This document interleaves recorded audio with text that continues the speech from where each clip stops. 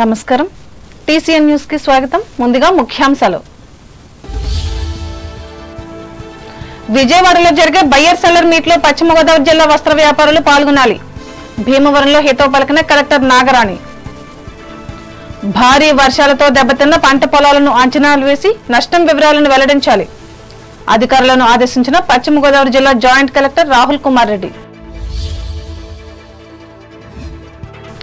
ఆత్మస్థైర్యం ఉన్నవారు ఆత్మహత్యలకు దూరంగా ఉండగలరు తనకు ప్రియాంక నర్సింగ్ హోమ్ సదస్సులో స్పష్టం చేసిన ప్రముఖ మానసిక వైద్య నిపుణులు కుడారి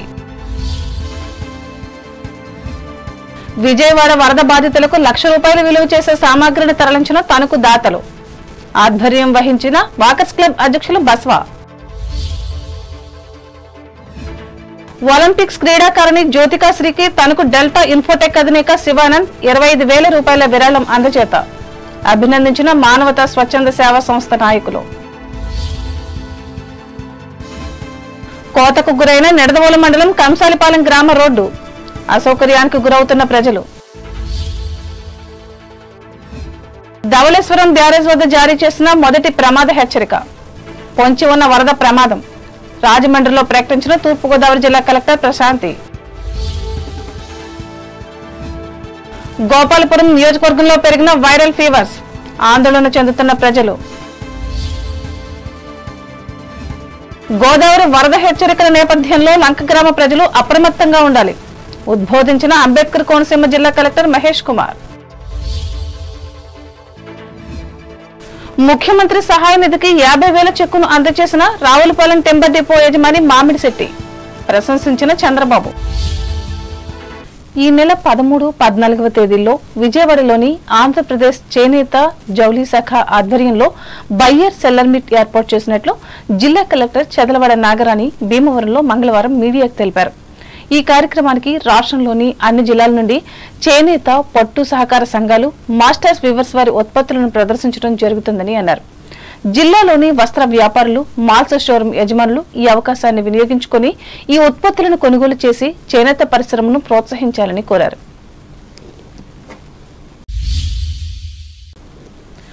భారీ వర్షాల కారణంగా దెబ్బతిన్న పంట పొలాలను అంచనాలు వేసి సత్వరమే నివేదిక అందించాలని జిల్లా joint collector T Rahul Kumar Reddy సంబంధిత అధికారులను ఆదేశించారు భీమవరం నియోజకవర్గ పరిధిలో చినామిరం ఎల్వీఎన్పురం గ్రామాలలో మంగళవారం పర్యటించి అనంతరం వివిధ శాఖల అధికారులతో నిర్వహించిన సమావేశంలో ఆయన పాల్గొని మాట్లాడారు పంట నష్టాలను ప్రభుత్వం అందించిన ఫార్మేట్ లో పూర్తి సమాచారాన్ని పొందుపరిచి నివేదికను జిల్లా కార్యాలయానికి అందించాలని అన్నారు village agriculture assistant VRO panchayat కార్యదర్శి ప్రక్రియలో భాగస్వాములై క్షేత్రస్థాయిలోకి రైతులతో కలిసి వెళ్లి డేటా కాలము 34లో నమోదు చేసి నివేదికను అందించాలని అన్నారు నష్టాలు అంచనాల్లో ఎటువంటి పొరపాట్లు జరగకుండా చూడాలని అన్నారు ప్రలోభాలకు లొంగకుండా ఖచ్చితంగా అంచనాలను తయారు చేయాలని ఆదేశించారు ఈ సమావేశంలో తహసీల్దార్ రాగి రాంబాబు వ్యవసాయ సహాయ సంచాలకులు సిహెచ్ శ్రీనివాసులు మండల వ్యవసాయ శాఖ అధికారి ఎన్ శ్రీనివాస్ జలవనరుల శాఖ సహాయక ఇంజనీర్ ఏవి వెంకటేశ్వరరావులు పాల్గొన్నారు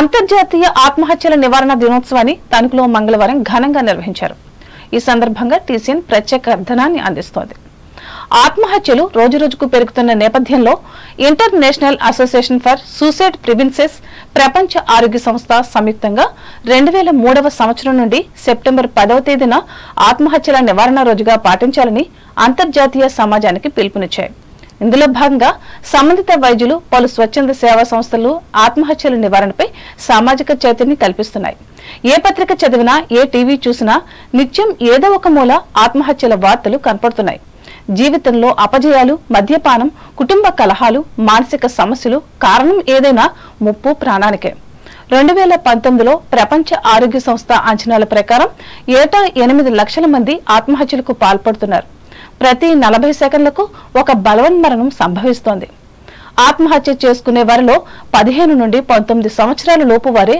అత్యధికంగా ఉన్నారు 60 ఏళ్లు దాటిన వారు బలవన్మరణాలకు పాల్పడుతున్న ఉదంతాలు వెలుగు చూస్తున్నాయి ప్రతి ఆత్మహత్య వెనుక ఒక బలహీన క్షణం కొడిగట్టిన ఆశ ఆవిరైన అవకాశం ఉంటుంది ఈ కారణాలు ఎవరికీ కనపడవు వినపడవు మనకు తెలియని మరెన్నో కారణాలు ఉంటాయి నిరాశ నిస్సహాయత తన మీద తనకు నమ్మకం లేకుండా పోవటం బలవన్మరణాలకు ప్రధాన కారణంగా చెప్పవచ్చు కొన్నిసార్లు క్షణికావేశం, బెదిరింపు ధోరణులు చేస్తున్న ప్రయత్నాలు ఆత్మహత్యలుగా మారుతుంటాయి. ప్రపంచం సాంకేతికంగా ముందుకు పోతున్నా ఆత్మహత్యలను నివారించలేకపోవటం బాధ కలిగిస్తోంది. అయితే ప్రాథమిక ఆరోగ్య కేంద్రాల సిబ్బందికి, ఆశా వర్కర్లకు తగిన శిక్షణ ఇవ్వగలిగితే వారు సైతం ఆత్మహత్య లక్షణాలు ఉన్నవారిని కొంత ప్రయత్నంతో గుర్తుపట్టగలరు. అలాగే కుటుంబం, ఉపాధ్యాయులు, స్నేహితులు అండగా నిలిస్తే ఆత్మహత్యలను అరికట్టి ఆరోగ్యవంతమైన సమాజాన్ని నిర్మించవచ్చు. ఇదే అంశాన్ని ప్రజలకు వివరించేందుకు ప్రియాంక నర్సింగ్ హోమ్ లో ఏర్పాటు చేసిన అవగాహన సదస్సులో ఈ సంస్థ అధినేత, ప్రముఖ మానసిక వైద్య నిపుణులు డాక్టర్ కొడారి ఆనంద్ మాట్లాడారు. ఆత్మహత్య అనేది నిస్సహాయతతో కూడినటువంటి కేక అని చెప్పి శాస్త్రం చెప్తూ ఉంటారు. సాధారణంగా ఆత్మహత్య కారణాలు చాలా ఉంటాయి. ఎగ్జామ్స్ టెన్షన్, తర్వాత ఒత్తిడి, తీవ్రమైన ఒత్తిడి, ఈజీ ఎంట్రన్స్కి అని ప్రిపేర్ అవుతున్న వారు చూసినట్లయితే తల్లిదండ్రుల నుంచి వచ్చేటువంటి ఒత్తిడి. సో ఇలాంటి కారణాలు చాలా ఉంటాయి విద్యార్థుల పరంగా చూసినట్లయితే. అలాగే యువతలో చూసినట్లయితే ఈ రోజున ప్రపంచవ్యాప్తంగా ఉన్న సమస్య ఎడిక్షన్స్. అది ఆల్కహాల్ అవ్వచ్చు, లేకపోతే గేమ్స్ అవ్వచ్చు. ఈ యాప్స్ ద్వారా అనేక మంది మరి అప్పులు తీసుకొని అవి తీర్చలేక, ఇది నివారించదగ్గ సమస్య.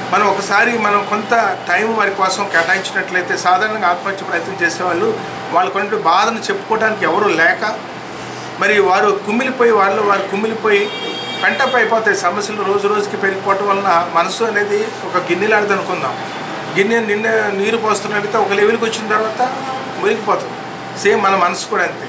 ఈ విషయం చెప్తున్నానంటే కొద్ది సమయం మీ తోటివారి పట్ల ఎవరైనా ఇటువంటి డిప్రెషన్ గురయ్యారని మీరు గమనించినట్లయితే దయచేసి కొంచెంసేపు వారితో మాట్లాడినట్లయితే వారిని రక్షించిన వాళ్ళు అవుతారు. నా మట్టుకు నేను వ్యక్తిగతంగా సుమారుగా 10-15 మంది కేసెస్ని ఫోన్ చేసి నేను ఇలా చనిపోతానని చెప్పినప్పుడు నేను వెంటనే కౌన్సిలర్ హాఫ్ అన్ అవర్ ఇట్లా మాట్లాడిన తర్వాత సుమారుగా 10 నుంచి 15 కేసులు నేను సేవ్ చేయగలిగాను. అది మీరు కూడా చేయొచ్చు, డాక్టరే అవసరం లేదు. కొంతసేపు సానుభూతితో అర్థం చేసుకోవడం, సానుభూతితో మాట్లాడటం ద్వారా ఒక వ్యక్తిని మన ప్రాణాపాయ నుంచి రక్షించామంటే అది ఎంత విలువైందో చూడండి. అంటే అసలు ప్రివెన్షన్ అనేది మనం చేయగలిగితే బెటర్ దాన్ క్యూర్. అంటే వ్యాధి వచ్చిన తర్వాత నయం చేయడం కంటే కూడా ముందుగా మనం గమనించినట్లయితే దానికి వైద్యం చేయడం చాలా సులభం. టెరిషరీ ప్రివెన్షన్ అంటే ఈ ఆత్మహత్య ప్రయత్నం చేసిన తర్వాత బయటకు వచ్చిన తర్వాత వారు తిరిగి అలా ప్రయత్నం చేయకుండా ఉండడం కోసం మరి కౌన్సిలింగ్ సెంటర్కి తీసుకువెళ్తాం. ఇటువంటి వాటి మీద అవగాహన కలిగించడానికి ప్రభుత్వమే అనేకటువంటి సైట్స్ ఏర్పాటు చేశారు. ఈ రోజున ప్రపంచవ్యాప్తంగా ఆత్మహత్య నివారణ దినోత్సవం జరుపుతున్నారంటే ఇది చాలా ర్యాంపెంట్గా ఉంది వ్యాధి. ప్రపంచవ్యాప్తంగా చాలా సమస్యల కంటే ముందు ఉన్నటువంటి సమస్య. ఈ కార్యక్రమంలో లయన్స్ క్లబ్ జిల్లా మాజీ governor Madireddy Babujirao, Paidiporru Tetali lions club మాజీ అధ్యక్షులు కుడారి సజని, వంటెద్దు రాజాలు పాల్గొన్నారు.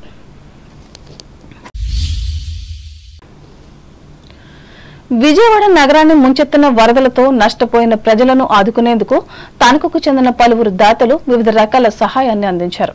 ఇందులో భాగంగా ₹1,00,000 విలువగల వస్తువులను, మంచినీటి బాటిల్స్లను మంగళవారం పంపించారు.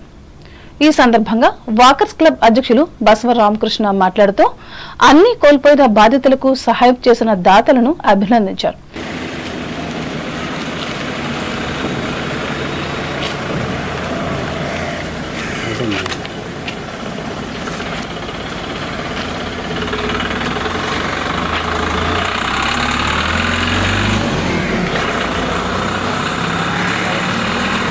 రోజుల నుంచి విజయవాడలో వరదలు వచ్చి అందరూ కూడా ఆర్థికంగాను అలాగే పని లేకుండాను ఇటు వర్క్ లేకుండా చాలా ఇబ్బందులు పడుతున్న సందర్భంలో తణుకులో ఆర్మిల్ రాధాకృష్ణ గారి ఆధ్వర్యంలో బలుసు పద్మనాభం గారి ఆర్థిక సహకారం మరియు వాకర్ సభ్యుల ఆర్థిక సహకారంతో దుప్పట్లు, మరి వాటర్ బాటిల్స్, బిస్కెట్ ప్యాకెట్స్ కూడా డిస్ట్రిబ్యూషన్ చేయడానికి వెళ్ళటం జరుగుతుంది. అడ్వకేట్ రాధమ్మ గారు 500 దుప్పట్లు వారు అందించారు. ఇవన్నీ కూడా ఎవరైతే లబ్ధిదారులు ఉన్నారో వారికి అందజేసి మళ్ళీ తణుకు రావటం జరుగుతుంది. ఈ సందర్భంగా సహకరించిన అందరికీ కూడా మా వాకర్ సభ్యుల తరఫున, మా తరఫున కూడా ధన్యవాదాలు తెలియజేస్తున్నాం. ఈ సేవా కార్యక్రమంలో మున్సిపల్ మాజీ కౌన్సిలర్ గుమ్మళ్ల హనుమంతరావు, వివిధ రంగాలకు చెందిన బొలుసు పద్మనాభం, ఆలపాటి సోమేశ్వరరావు, పాతూరి శివాజీ, అడ్డాల నారాయణ, నెక్కంటి కాశీలు పాల్గొన్నారు. ప్యారిస్ నగరంలో ఇటీవల జరిగిన ఒలింపిక్స్ క్రీడల్లో పాల్గొని తణుకుకే గర్వకారణంగా నిలిచిన దండి జ్యోతికా శ్రేణి మానవతా స్వచ్ఛంద సేవా సంస్థ మంగళవారం సన్మానించింది. అలాగే కంప్యూటర్ సంస్థ అయిన డెల్టా ఇన్ఫోటెక్ ఆధ్వర్యంలో ఈ సంస్థ అధినేత కె శివానంద్ జ్యోతికాశ్రీకి ₹25,000 నగదు బహుమతిని అందించి ప్రోత్సహించారు. ఈ సందర్భంగా మానవతా సంస్థ విస్తరణ కమిటీ రాష్ట్ర చైర్పర్సన్ డాక్టర్ కోడూరి రాధాపుష్పవతి మాట్లాడుతూ కుమార్తెను క్రీడల్లో ప్రోత్సహించిన జ్యోతిగా తల్లిదండ్రులను శిక్షణనిచ్చిన గురువులను అభినందించారు. ఒలింపిక్స్ లో పాల్గొనడం అనేది తణుకుకే గర్వకారణం. కన్న తల్లిదండ్రుల రుణం, మాతృభూమి రుణం తీర్చుకోలేమని అంటారు. ఆ అమ్మాయి కన్న తల్లిదండ్రుల రుణం తీర్చుకుంది, తర్వాత మాతృభూమి రుణాన్ని కూడా తీర్చుకుంది. తణుకుని ప్రపంచం అంతా కూడా తణుకు వైపు చూసేలాగా ఆ అమ్మాయి చేసింది. తణుకు ఎక్కడ ఏంటి అనేది నేను యూట్యూబ్లో కానీ ఫేస్బుక్లో కానీ చూశానండి, చాలా వీడియోస్. అన్ని వీడియోస్లోనూ కూడా ఆ అమ్మాయి కుటుంబ నేపథ్యం కూడా ఉంది. వాళ్ళ నాన్నగారు మాట్లాడుతూ నేను mister Tanuku, mister west Godavari డిస్ట్రిక్ట్గా మాత్రమే ఎంపికయ్యాను. నా కోరిక నేషనల్ వైడ్గా వెళ్ళాలి అనేది నా కోరిక. ఆ కోరికని నేను తీర్చుకోలేకపోయాను. నా కూతురు ఆ రుణాన్ని తీర్చింది.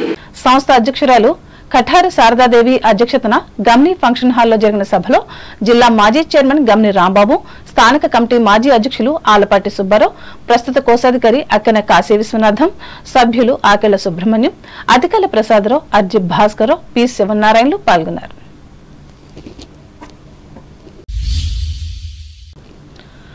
ప్రముఖ తెలుగు రచయిత, జ్ఞానపీఠ అవార్డు గ్రహీత విశ్వనాథ సత్యనారాయణ జయంతిని తణుకు ఆంధ్రకేసరి టంగుటూరి ప్రకాశం పంతులు జిల్లా పరిషత్ ఉన్నత పాఠశాలలో మంగళవారం నిర్వహించి నివాళులు అర్పించారు.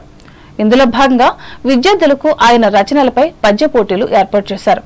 ఈ సందర్భంగా పాఠశాల ప్రధానోపాధ్యాయులు తాళబత్తుల రామకృష్ణ మాట్లాడుతూ సనాతన భావాలు గల విశ్వనాథ్ 20వ శతాబ్దంలో సుప్రసిద్ధ రచయితగా పేరొందారు. ఆయన శ్రీమద్ రామాయణ కల్పవృక్షం గ్రంథం, 1000 పడగల నవలతో పాటు వివిధ ప్రక్రియలతో కూడిన కావ్యాలు, కవితలు, నాటికలు, పద్యాలు రాశారు. ఈ కార్యక్రమంలో విద్యార్థులు, ఉపాధ్యాయులు పాల్గొన్నారు.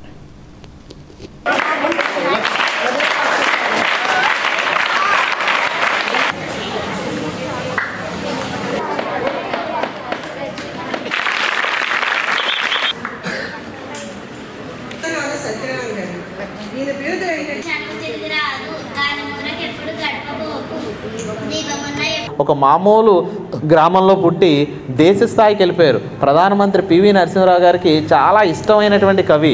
ఈయన రాసిన 1000 పడగలని ఒక నవలను తీసుకుని ఆయన ఏం చేశాడంటే ఆయన కూడా దాన్ని హిందీలోకి ట్రాన్స్లేషన్ చేశారు. అంటే భాషని మనం బాగా అర్థం చేసుకుంటే అంత బాగా వస్తుంది. ఒక క్రమశిక్షణగా రోజు ఒక పద్యం నేర్చుకుంటాం అలవాటు చేసుకున్నారంటే భవిష్యత్తులో మీరు కూడా ఎన్నో రకాలైనటువంటి పద్యాలు రాయడానికి అవకాశం కలుగుతుంది. తణుకు పట్టణ పరిధిలోని Sajjapuram senior citizens welfare association ఆధ్వర్యంలో మంగళవారం ఉచిత వైద్య సేవలు అందించారు.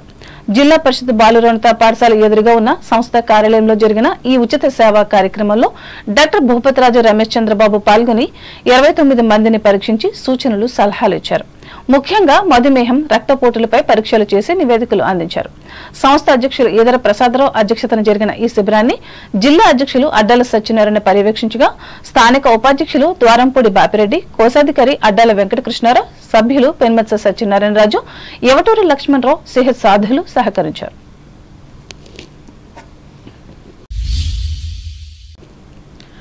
తాడేపల్లిగూడెం రూరల్ మండలం మాధవరం గ్రామం నుంచి నెడదవోలు మండలం కంసాలిపాలెం గ్రామానికి వెళ్లే రోడ్డు కోతకు గురైంది. గత నెలలో భారీ వర్షాలతో సంభవించిన ఎర్రకాలువ వరద మహా ఉధృతికి సుమారు 2 కిలోమీటర్ల మేర రోడ్డు కుడివైపు మొత్తం కోసుకుపోయింది. 4 అడుగుల మేర లోతు, 8 అడుగుల మేర వెడల్పు చొప్పున సుమారు 2 కిలోమీటర్ల పొడవున ఈ రోడ్డు తీవ్రమైన కోతకు గురైంది. ప్రస్తుతం ఎర్రకాలువకు వరద ఉధృతి కారణంగా ఈ 2 గ్రామాల మధ్య రాకపోకలు గత కొద్ది రోజులుగా నిలిపివేశారు. ఈ ప్రాంతంలో ఉన్న బ్రిడ్జ్ 5 ఏళ్ల క్రితమే కూలిపోయింది. ఇప్పటి వరకు దానిని తిరిగి నిర్మించలేదు. అయినప్పటికీ దాని పక్కనే ఉన్న కాజ్వే మీదుగా రాకపోకలు సాగిస్తున్నారు. అయితే ప్రధానమైన రోడ్డు కోతకు గురై అత్యంత ప్రమాదకరంగా పరిణమించింది. రహదారికి అడుగు భాగంలో మట్టి కొట్టుకుపోయి గుహలను తలపిస్తోంది. ఏమాత్రం బరువు వాహనాలు వచ్చినా కృంగిపోయి ప్రమాదాలు జరిగే అవకాశం ఉంది. దీనిని పటిష్టపరిచేందుకు 20 లక్షల రూపాయల అంచనా వ్యయంతో ప్రతిపాదనలు పంపించామని ఆర్ఎండ్బి డిఈ కోటేశ్వరరావు వెల్లడించారు. ప్రభుత్వం నుంచి మంజూరు లభించిందని, టెండర్లు పిలిచి ఒప్పందం ఖరారు చేసుకునే దశలో ఉందని ఆయన తెలియజేశారు. యుద్ధ ప్రాతిపదికన పునర్నిర్మించి ప్రమాదాలు నివారించాలని ప్రజలు కోరుతున్నారు. ఇప్పుడు ప్రకటనలు.